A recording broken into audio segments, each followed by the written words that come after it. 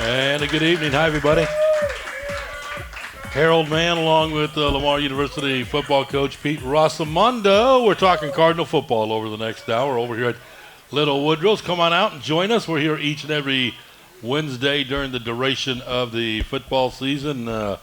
Coach, let's start out talking about the tough OT loss at home to Southeastern Louisiana, 30-27, and just a tough one to swallow.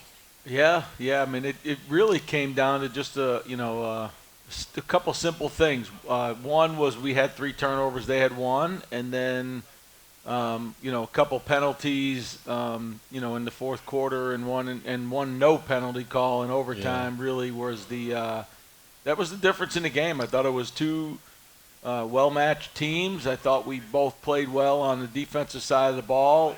We ran the ball extremely well in the game, and I thought controlled the line of scrimmage pretty well. And it really just came down to those 2 factors. And, you got to give them, Sela credit. Obviously, they had a turnover for a touchdown. That's always a big play in the game. And we gotta avoid those. As you look back and you try to evaluate what went wrong. The one thing you just say is, hey, it's turnovers. It's really our guys played extremely hard, and I thought we made big plays. On both sides of the ball, we made really big plays, and we just turned the ball over too many times on the offensive side. Robert Coleman, talk about him a little bit. 9 out of 19, 81 yards, a couple picks. Unfortunately, one went for a pick 6, but he did rush the ball in the end zone a couple times. He did, yeah. I mean, the first drive was a great drive, engineered by him, where he finished it off with a 37-yard run for a touchdown, and, well-executed game plan play, and, did obviously drive us down there right before the half to get up 14-7 at halftime. So, did some really good things. Second half, you bring in Jacoby Longino. He ended up 2 out of 4, 43 yards passing, including a good touchdown pass to Kendon Fusilier. Yeah, that was a big play, obviously. We needed that. We were in a 2-minute mode at that point, and, we had gotten sacked on the play before and stepped up. And, Kendon, just an incredible ball player and has really done unbelievable things for us this year. But it was great to see him get in the end zone. Really made a big play for us to put us up with 1 minute and 12 seconds in the game. What I liked about that reception, I think he went maybe the 2 or 3 yard line is where he caught that football and he muscled his way into the end zone. Yeah, muscle. And you look at that guy, you don't see that. But he's done an unbelievable job with his body. He is in great shape right now. Even to this point, banged up, not at all. Really doing a good job as far as keeping his body right. And that comes with age and wisdom and understanding his process. And really, he's one of the guys that's the stalwart of our offense. He may not have the stats each and every week, but I promise you he has an effect on every game. I talked about with you about this a little bit ago. Kalen Griffin, 146 yards rushing. He went over 1,000 yards on the season. He leads the conference in rushing. He's number 6 in the country FCS in rushing, but he'd throw all that out the window to get the win. For sure. Yeah, I mean, we can't have a chance to win without him doing that. Right. So, he needs to continue to do that and, help us win with doing more of that. He did have a fumble in the game, down inside the 10-yard line, which hurt the team, and I'm sure that's the one thing that he would say that if anything, he wanted that one back. But he did, as far as I'm concerned, he is doing a great job for our offense. I'm proud of what he's done. I think a lot of it speaks to his work ethic. It speaks to how far he's come as a football player. It speaks to how well we've played up front on the offensive line. And, really all those things come together with our tight ends and our quarterbacks putting us in good situations. Really has done a good job to help KG get where he is. And Major had a great game too. And 2 weeks in a row where this guy's really helped us move the football and get first downs and make big plays.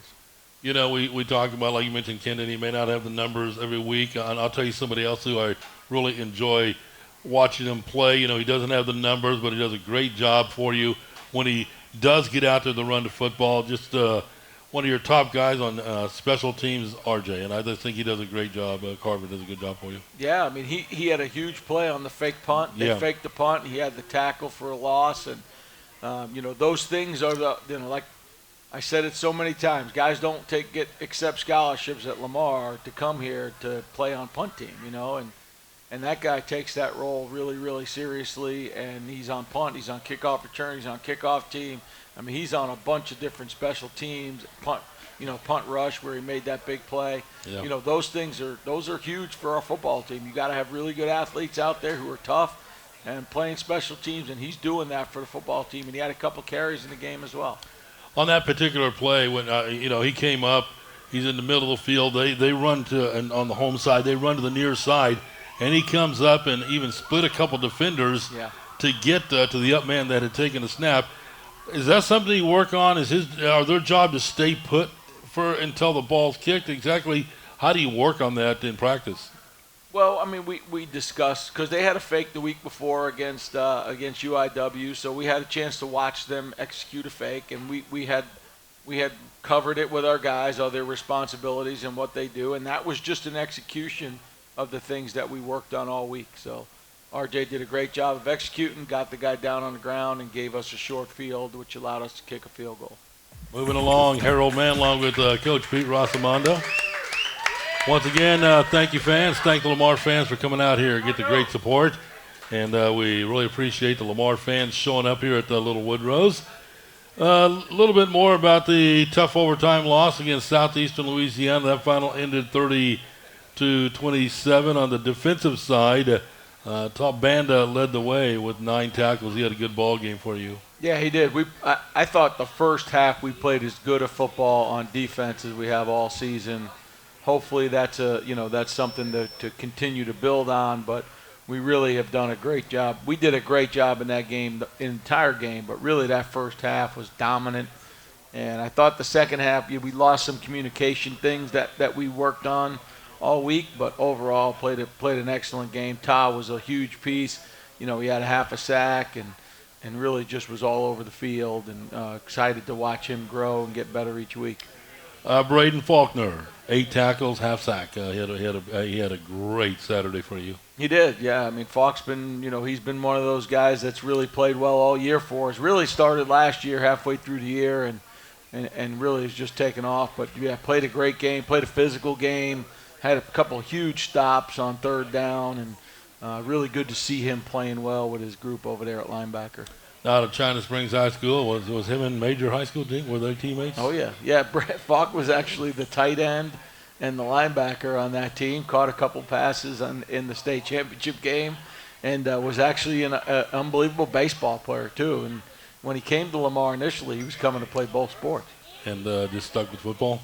Well, I don't know. Something happened before I got there. Okay. So he was only in football when I got there. And also had a half a sack. So, I mean, he gets after the quarterback. He does. I mean, I think he has 2.5 sacks on the season, which is pretty remarkable for an inside backer. You don't usually get that.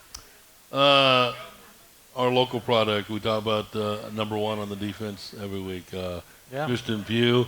He had an interception on the afternoon. That is the 8th interception for the Cardinals defense this year. That's many you had all of last year. Yeah, I mean, he's played that was his best football game since I've been here as a head coach.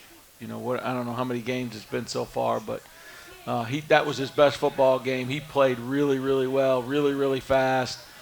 Did a really good job. He had on that last kickoff, after we scored the go-ahead touchdown, he made the play on the kickoff on the returner, which that returner returned 196 against UIW the week before. So it was great to see him do that. But he's really played well, and certainly this week was one of his best games of his career. Who's some of the other Cardinals that stepped it up for you defensively? Oh, I thought DeJuan Lewis played really good. I thought that our D-line overall played really physical in the run game, and Caleb Williams and Jamin Jackson, Peyton Christian, Royce Morales, all those guys played really well with knockback, and Christian Booker, just to name a few guys that have really played really well for us up front. Now the defensive front, not the defensive front, just all together on defense. Any freshmen stepping up for you? Who's really contributing? Maybe a player that has improved the most from fall camp to up to now. I think C.J. Miller is playing the most for us right now on defense as a young guy. Him and Lamar Evans, those are two guys that are probably playing the most the last couple weeks and have really stepped up and really shown a lot of improvement and growth throughout the course of the year. Special teams play on Saturday. Good, really good. I thought, Chase punted the ball really well and kicked off really well. I think those two things were awesome. We made all our kicks in a kicking game, including 2 field goals and extra points. So, we're headed in the right direction in those instances. And that was a team that, really dominated the special teams against a really good UIW team the week before. We talk about it so many times, and us as fans, whether we're in the stadium, whether we're at the house sitting in a recliner, we watch an extra point, we watch a field goal, and all we think about is all the guy does is step up and kick the ball. You got a deep snapper with Gilchrist doing a great job. Yeah. You mentioned Chase Leon doing a good job on the holding, and then Ben Woodard, who had really, besides maybe some kickoffs last year, Ben hadn't kicked extra points, field goals. Chris got injured, and Ben has stepped up and done a good job. Yeah, I mean, when Chris got injured against Central Arkansas, Ben stepped in, kicked 2 extra points, and really has been rolling ever since. So, really just happy for Ben. And again, all our guys are doing a good job of supporting them because it takes all those guys to do their job in order to get us to where we are. A little bit about what we have coming up. First off, let's look at the standings. UIW 4-0, so you're going in taking on the 8th-ranked team in the country with UIW, Southeastern Louisiana 4-1. 2 losses for the Cardinals at 4-2, SFA 2-2, excuse me. SFA 4-2, Nichols 2-2, McNeese 2-3. Then you've got HCU, Commerce, and Northwestern State. No need to panic right now. Just win what's out in front of you, and something special could happen. Yeah, we've never focused on that stuff. I know the fans love it and they want to look at it, but for us, we really just focused on taking care of each and every week. And I know it sounds like coach speak, but it's really what we live each and every week, throughout the course of the whole year, whether it be in season, out of season. We worry about the next day, winning that day, and then winning the next day and winning the week, and then at the end of the season, all that stuff will handle itself. Heartbreaking losses, we know. And after the game, what do you talk about to your team to keep them their heads up, keep them ready to move forward for the next game? Well, you always want to be honest and real with them, and that's what I was. And I said, hey, man, couldn't be more proud of how our guys played, how hard they play each and every week. Really, hadn't been a year we walked out of that game and said our guys didn't play really, really hard. And they did, and they played together, and they stuck together, and those things I was proud of them, and I told them that. But, I just said, hey, man, this is a championship caliber game, and the bottom line is the team with the most turnovers is usually the one that's not going to come out on top, and we had the most. And that's a fact, and that's what we got to get fixed. And you will get it fixed. We're working on it, for sure. I know you and your coaching staff work hard every day to get these guys rolling, and I know the fans appreciate the work you as a coaching staff put together for this football team. Yeah, we do. I mean, we have excellent coaches, and our players are really buying into everything we're doing, and proud of those guys. Each week they get better. They continue to get better at something else. But I told our guys, so if you really want to look at where we've improved the most, and it's really in our process, and you watch those guys that have really bought into the process and love the process, those guys are getting better. Our safeties, really all 4 of those guys that play, Lamar Evans and Antorius Hambrick and DeJuan Lewis and Christian Pugh, those guys have played really good, really, really well the last 4 or 5 weeks. And their process, they come in and watch film on their own. They're always talking to their coach, communicating with them. And when you can see the process working, you know that it's something that's good. So our kids have done a good job with it. Had a lot of recruits standing on the sideline, even some that have already verbally committed here.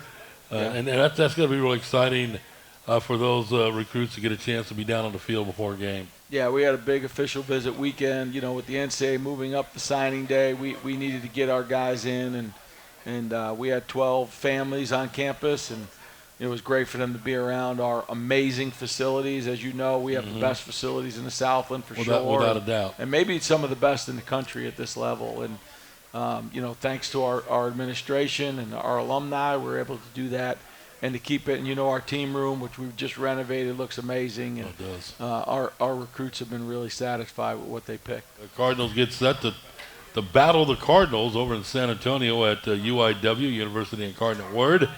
UIW ranked number 8 in the country, be the second top 10 team the Cardinals have played this year, including earlier this year a trip up to Conway to take on Central Arkansas. A little bit about UIW. Yeah, excellent football club. I think they, the quarterback's playing really well, and they got good skill players, and I think their defense is pretty good at every level. Their DBs have been around. Their two safeties have played together for the last 2 years, and those guys are really good players. And I think that it's going to be a real challenge for us this week for sure. But our guys are excited about the opportunity. They're excited about doing this again. Where the last time we played Central Arc, really good opportunity for us to get back into that that top 25 and see if we can get a win against a top opponent.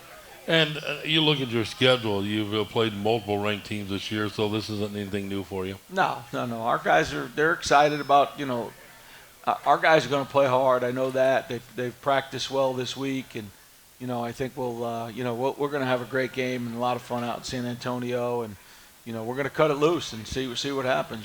That's the idea of this thing. Play free and go out there and let's see if we can get a win out there in San Antonio. Breaking it down a little bit, let's talk about UIW. They mix it up well. They run pass. Let's start with their quarterback. Yeah, the quarterback Calzada. He throws the ball well. He's got a really good arm. He was to Texas A&M when they beat Alabama. So the guy's got some pretty good pedigree, and but they've been running the ball.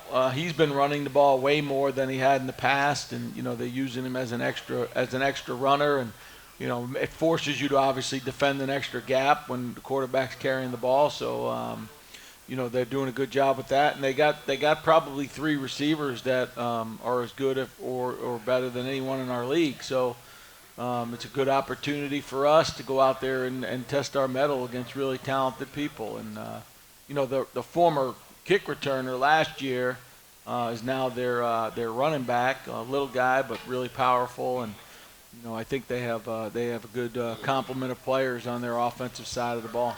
They mixed it up pretty well. Yeah, I think they're a tempo offense, so I think they really want to get the ball on the perimeter fast and throws to their screens and their receivers, and then take deep shots. And but they're going to run the football. They're going to do their due diligence in the run game. They're not going to run it probably 70% of the time like some teams will, like maybe Central Arc did. They'll probably throw it a little bit more. What about on their defensive side? They're more of a 4-down front. They play like a 4-3 defense with two safeties deep. A lot of too high structure, and they're talented on defense. They got a lot of guys that played last year against us, so we kind of know, we're familiar with who they have, and that obviously gives us some comfort that we know who they are and that we've played against them. And I do think we're a better football club than we were a year ago, so hopefully that'll show on Saturday. Yeah, again, that's going to be a 2 o'clock kickoff from Benson Stadium over there in San Antonio. We're seeing a lot of parity in this league. It's still wide open. UIW doesn't have a loss yet, but there is a lot of parity. So going over there and getting a win on the road could obviously will be big for this program. Yeah, it's just you're playing against top 25 teams. It's you have to test your measure against those people, and that's what we're going to do this weekend. And we're not going there for a consolation prize. We're not going there for a attaboy. We're going there to get a win, and that's our mindset of our players, and that's going to be the mindset going into the game. obviously leaving on Friday and working your way over there. And Yeah, we'll do everything here in the morning, and then we'll drive over.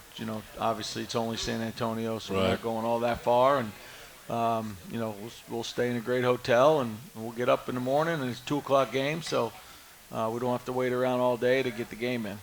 be home at 10 o'clock at night. Hey, fans, you can leave Friday. You can get up Saturday morning, head over there, watch good Cardinals beat the UIW Cardinals.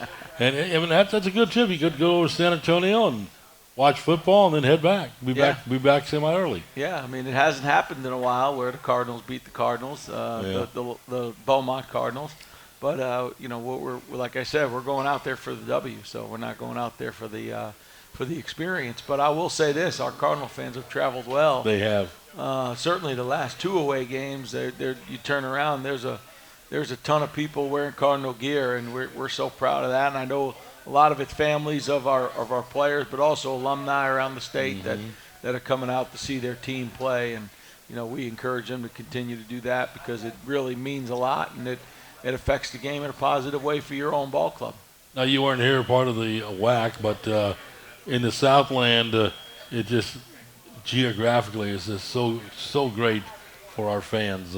Yeah. Especially, we go to Commerce. We've got a lot of Dallas area guys. We've got a handful of East Texas kids, and that's the same when we're at Northwestern State. They don't have that far to cross over there into Louisiana. So it gives the fans an opportunity to come out and watch the Cardinals on the road. Yeah, and of course, we got a ton of Houston players on our team too, and that's a short drive from Houston to San Antonio, an easy drive.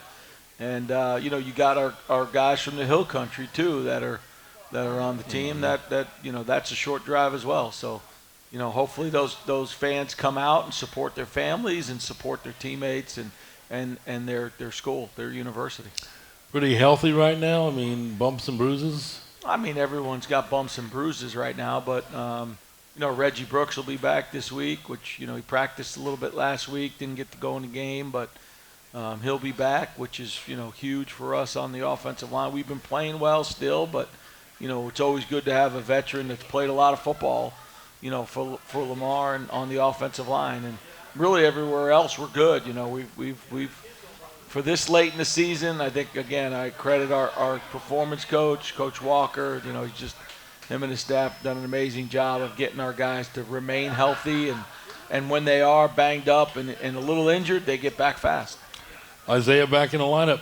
Yeah. And he was in the line. He played last week. Yeah, I'm saying he came back and after a couple weeks off, and good to see number 3 out there. Yeah, I mean, it's good that they got out healthy too. Yeah.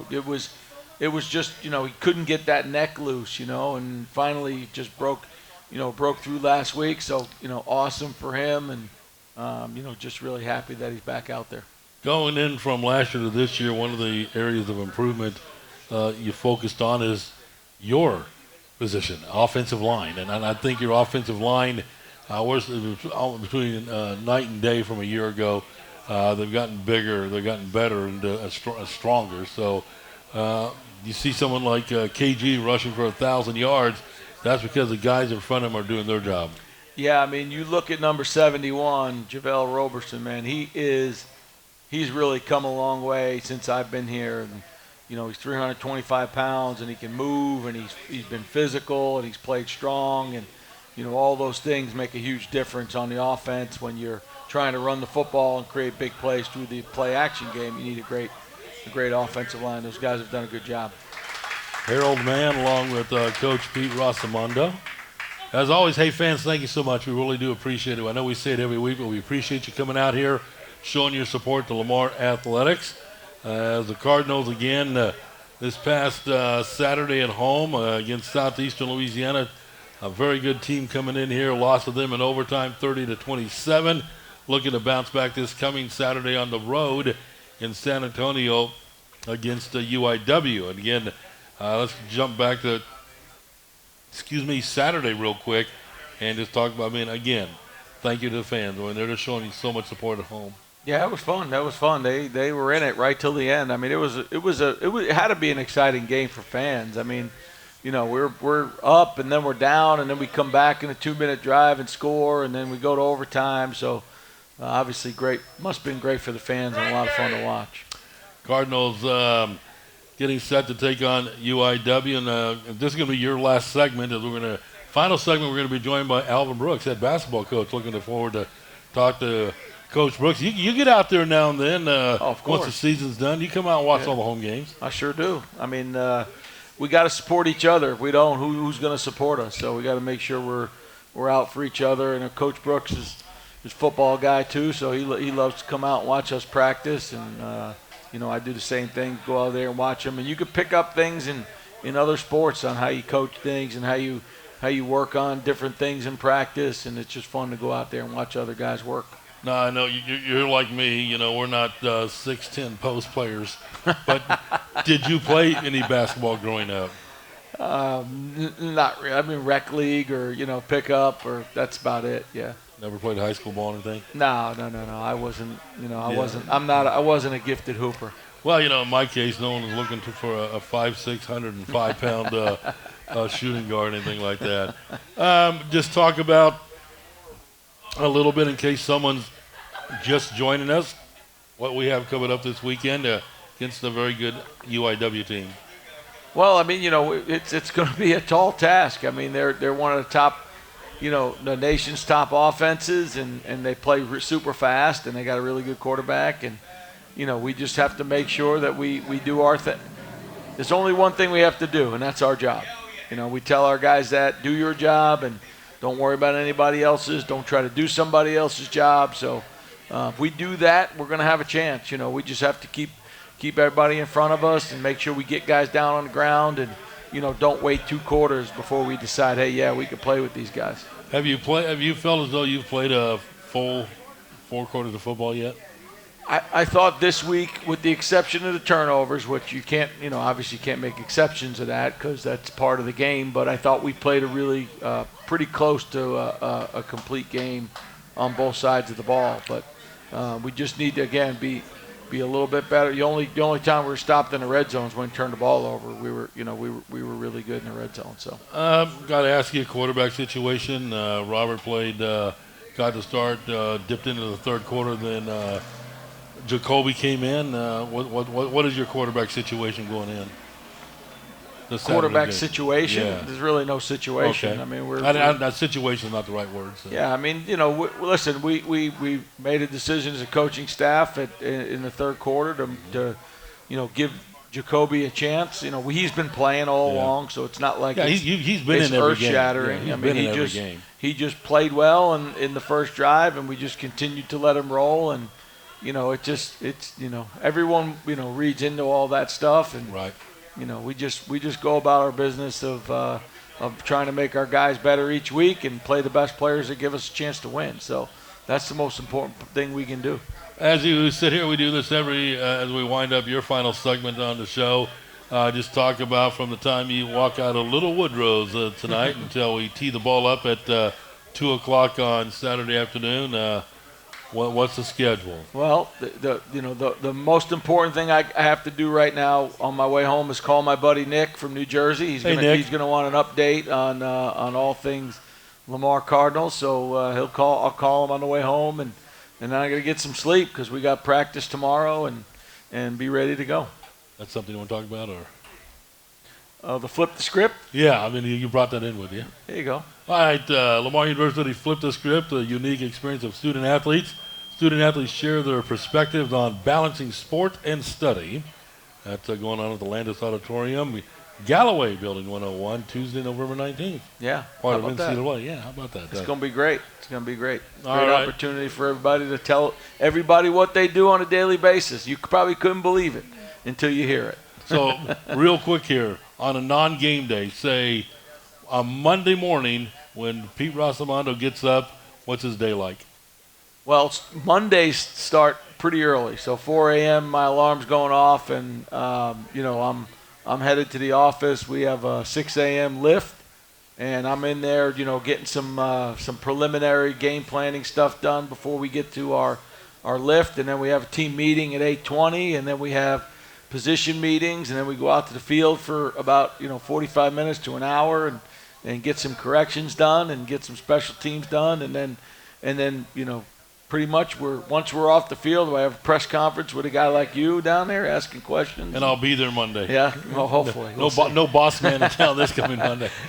And then from there, I head upstairs and we spend about 9 to 10 hours of game planning. That's base down game plans where we're trying to get all our game plans together, watching film, making sure that we have all our things right, put our players in the right positions to make plays. So that's what we do. Then we meet as a staff. We go through practice the next day. We talk about what we're going to do offensively, defensively, special teams, and Coach Walker will give an update on strength and conditioning and where we are there and how the week's going to play out that way. And that's, we usually check out at about 9 o'clock, 9:30 on Monday after we get practice, squared away for Tuesday morning. All right, Coach. Thank you so much. Stopping by. As always, we're out here every Wednesday night with the Coach Pete Rossomando Show. Coach is going to bust out of here. Don't go away. Coach Brooks. Yeah, when we come back, we're talking Lamar basketball. Coach Alvin Brooks up next. Welcome back out to Little Woodrow's. Harold Mann with you along with Coach Pete Rossomando. The Coach Pete Rossomando Show each and every Wednesday night through the duration of the football season. But I look to my left. This is not Coach Pete Rossomando. Nope. Coach Alvin Brooks, men's basketball. How you doing, man? I'm good, Harold. How you doing, man? Thanks for having me. Absolutely. I want to thank Coach for giving you the final segment on this show tonight. Yeah. You started the regular season off on Monday night out at Natchez Arena at the Montaigne Center. You take care of Paul Quinn College, 113 to 42. Of course, Paul Quinn, without saying, is a lower level competition, but still, it gave your guys an opportunity to go out there and play a team in a different color uniform. Well, we did, and we played with a great deal of intensity and discipline and focus, which we needed to do. I thought we were lacking that in our first opportunity in our exhibition, so we had a few guys that were hurt, but they came back. But it's a new group, but it's a good team, and we're going to have I think have a chance to have a better team than we had last year. They've worked really hard, been really good. But before we continue, Harold, I do want to say that, Pete, congrats to him. I know the season I know with, but he has done an outstanding job from where we were to where we are now. We have a chance to win every game that we're in, which has come a long way from where we were.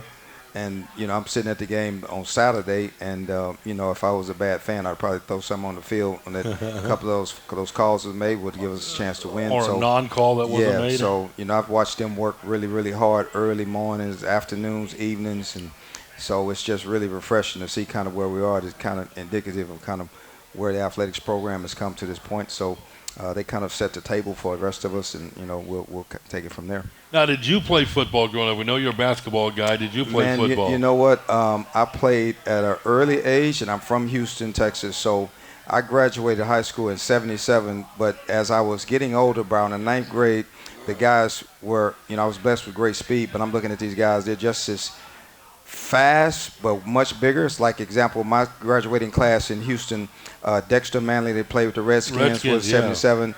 Mike Singletary was at Worthing. Gary Kubiak was at St. Pius. Darryl Green from the Redskins was a junior at Jones. I mean, it was just that it was, and that was for some of the guys in the city that was actually better than him. And so I was like, no, I'm gonna stay away from this football. They need to play a little basketball. A little better to shoot the basketball than getting thrown to the ground. I enjoy football. I enjoy watching them play. Again, let's go back to Monday night.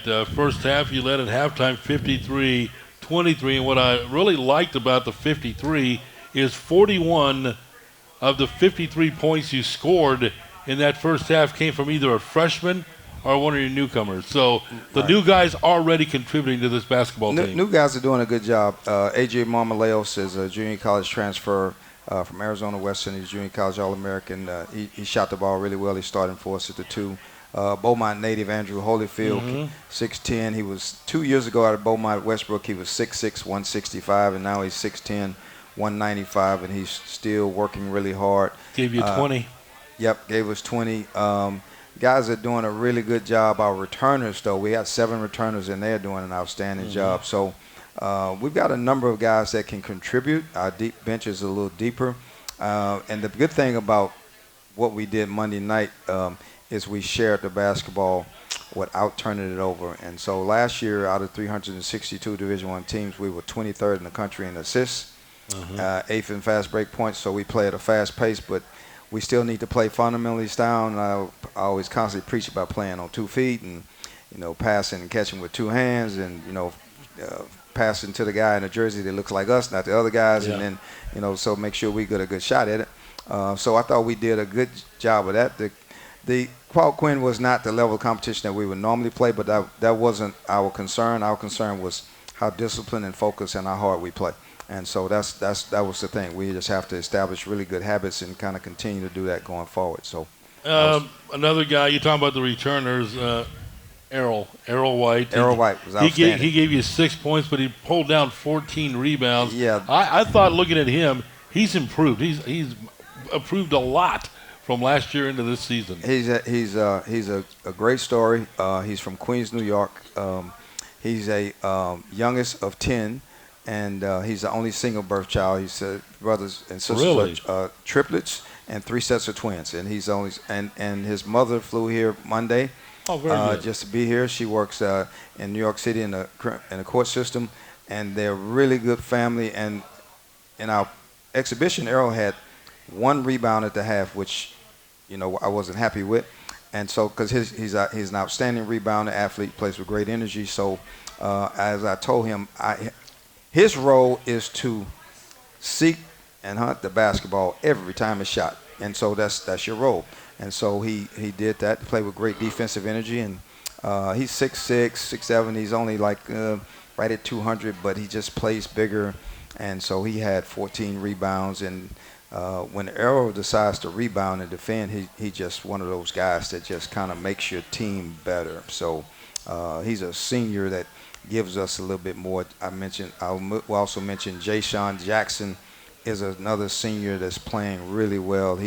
He had a really good game.